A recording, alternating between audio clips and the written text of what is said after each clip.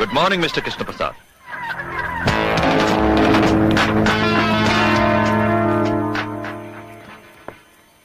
बिना अपॉइंटमेंट के और तुम यहाँ?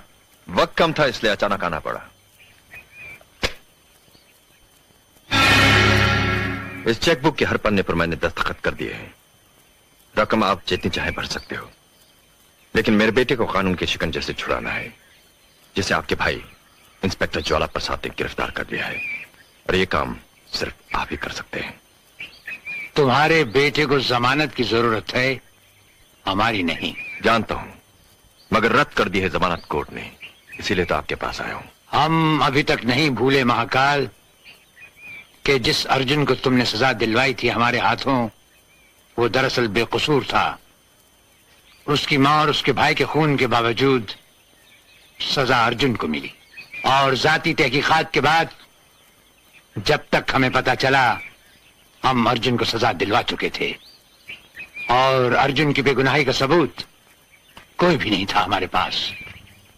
और जो सबूत नीलम के पास थे, सो तुम्हारे बेटे ने नीलम का खून करके वो सबूत भी खत्म कर दिए।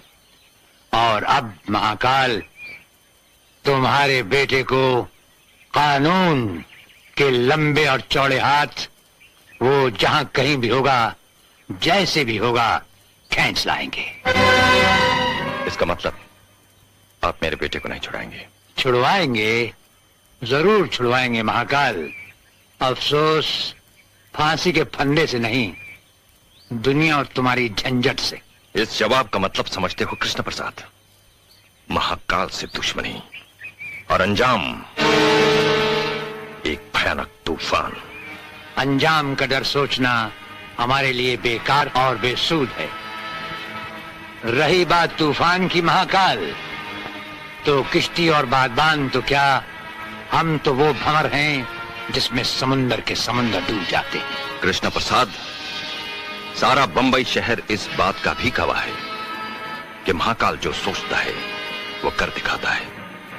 अगर आप मेरे बेटे का केस नहीं लड़ेंगे तो आप उसके खिलाफ भी नहीं लड़ेंगे, और अगर आपने ऐसी गलती की तो उसका अंजाम सिर्फ मौत का तांडव होगा। याद रखो कृष्ण प्रसाद, मेरा नाम है महाकाल। काली का पुजारी हूं मैं। लिबास भी काला, धंधा भी काला, और दुश्मनों को जो कफन पहनाता हूं वो भी काला। काले धंधे वाले, ये अपने काले धन की सफेद चेकबुक तो लेता जा। रुको, एक बात हमारी भी सुनते जाओ काली के पुजारी।